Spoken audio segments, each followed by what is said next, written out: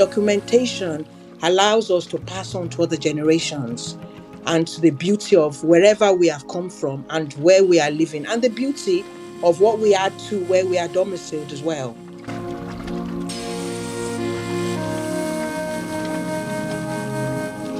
Everything we do in the African diaspora, wherever we are located, is important to document what we do, what our forefathers did. Why do we do this?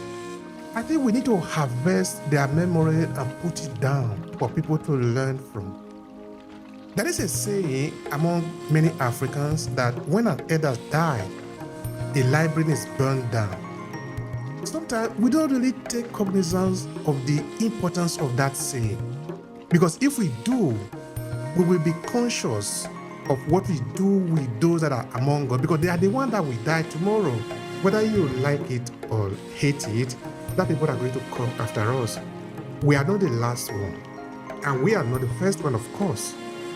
But if we document our experiences, which by the way mean explaining to the people how we have overcome our challenges, now when the new people that are coming in, they will know what to do. They will not be confused. They will not be the journey just come.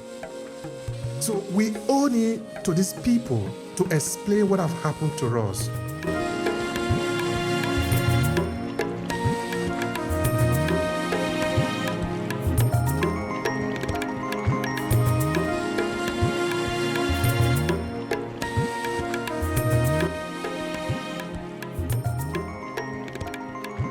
So the three areas I would mention today is about identity, equity, and documentation. Those are three powerful ways to unite our communities and to shape our generations.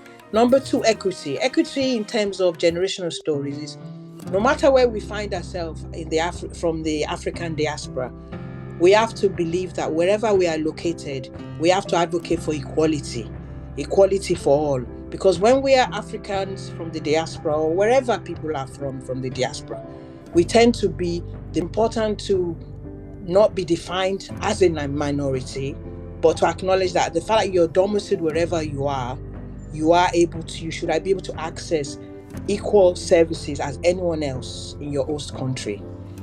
And unfortunately, there are times when the perception of man, that means wherever we are located, it can impact our mindsets. And that's why coaching is so empowering, because many of us who are from the African diaspora, because of us being minorities, unconsciously, it can label your mindsets. But as a Christian, I find that enables me, and through my work, to work with women to break that barrier. And number three, documentation. Everything we do in the African diaspora, wherever we are located, is important to document what we do, what our forefathers did. Why do we do this? Because you find, like with me, I find as much as I've lived in the United Kingdom for so many years, there's a lot of beauty in things. I had my mom staying with me for a few years.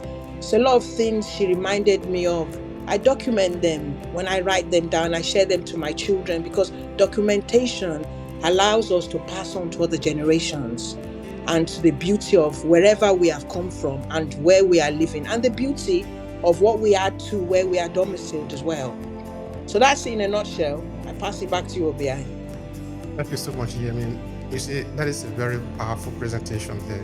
It's really lovely. Of course, we are happy to have you here, and we are happy that you are part of the team. And we are also happy that you are adding value to the community. Because the African diaspora community, which is actually hundreds of millions of people, are in need of people who can help. You see, you talk of some points that are really fundamental to us, talking about documentation, for example. Now, this is what I've learned from that, of course, based on my research too, that if we document our passes, we help people that are going to come after us. Because whether you like it or hate it, that people are going to come after us. We are not the last one, and we are not the first one, of course.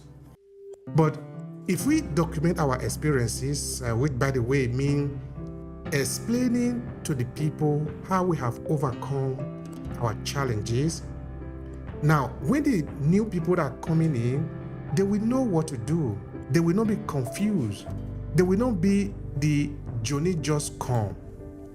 So we owe it to these people to explain what have happened to us, our passes.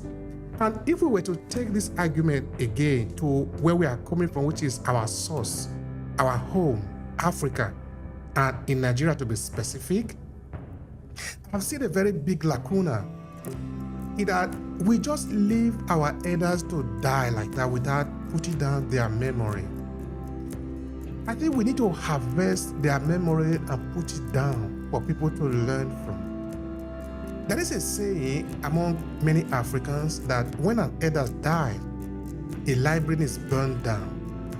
Sometimes we don't really take cognizance of the importance of that saying, because if we do, we will be conscious of what we do with those that are among us, because they are the ones that will die tomorrow.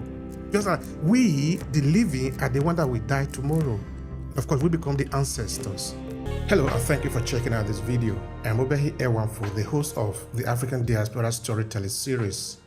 Every 2 weeks, we meet up on LinkedIn to talk about different ways we can leverage the power of storytelling as people of African descent. Now, this is it. We are uniting the millions of Africans in the diaspora through the power of our story. It does sound like what you are interested in. Make sure to subscribe to this channel and share this video with your friends who might need it. Now, back to today's conversation. Because we are in a journey. We didn't start this, and we're not going to end it. For the sake of those who are going to be here tomorrow, we need to document our passes. There are many people who have done extraordinary things in our community. Now, I think that we need to really understand that we have special privileges for those of us who are able to write, who are able to document, whether you are doing it in form of music, writing poetry, or just telling story, even though you are not able to document it digitally, but you are able to talk. Each of us is given a special gift. What are we doing with that to make sure that we are participating in this big mission of making sure that we are extending the legacy? I think I will look for a way to come back to this conversation again, because it is important, that documentation. I've seen elders that have died in my place whom, if we have their story written down, we will benefit from it in a very big way. But we did it. It's not because we are not capable, literally speaking, physically speaking, and technically speaking. I still do not understand why we didn't do that. Of course, we have project that is looking into that, and it is important. We need to see people hammering this idea that it is us that will do the work. It is our job to do this work. Nobody else is going to do it. I think if we approach it from that perspective, now we will do the work.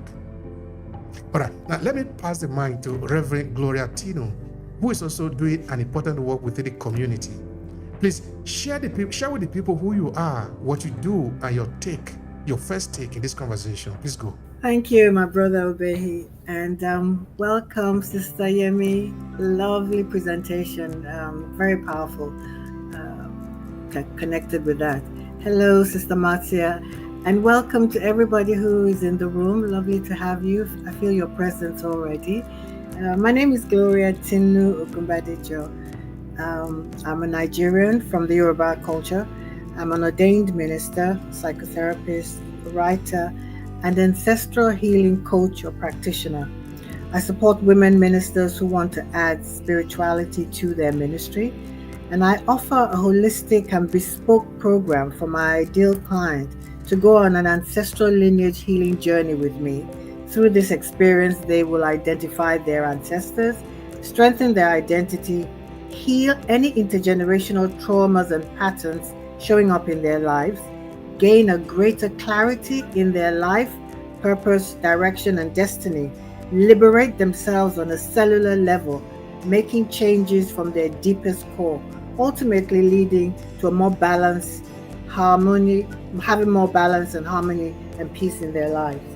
So this wonderful topic, how to reshape generational stories, blending traditional narratives with contemporary experiences, highlighting resilience and innovation. It blew my mind. I thought, okay, where do I start with this?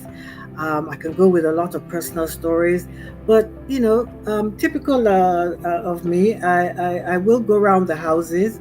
I just had a broad spectrum look at all the different aspects of this topic. And storytelling, I started with storytelling in Yoruba culture is a powerful tool for teaching, healing, and preserving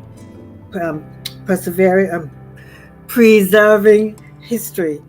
Oral traditions have long been a cornerstone of African cultures, and traditional storytellers in West Africa have been crucial in preserving history, culture, and genealogy.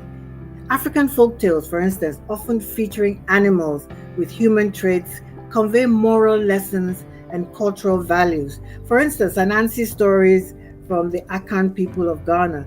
It features a trickster spider, and it imparts wisdom about cunning, resourcefulness, and humility.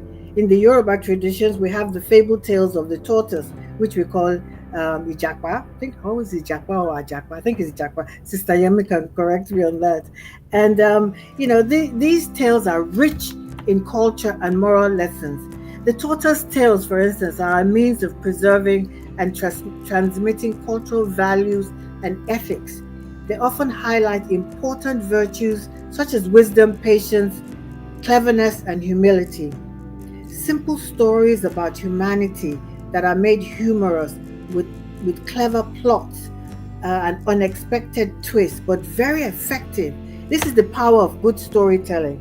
For instance, the tortoise used his cleverness to solve problems or escape dangerous situations, teaching the value of intelligence and wit. The story also typically contains a moral lesson that is conveyed through the actions and outcomes experienced by the tortoise and other characters. A quick example: the tortoise, of a story of the tortoise, where the tortoise decides to eat all the food in the pot at a feast, thinking he's so smart, and he gets stuck in the pot. And this just teaches the consequences of greed and selfishness. I mean, for a child, these are very valuable stories. But as adults, we can translate these stories for how we conduct ourselves too. The tortoise is often portrayed as a trickster character, embodying wisdom and folly.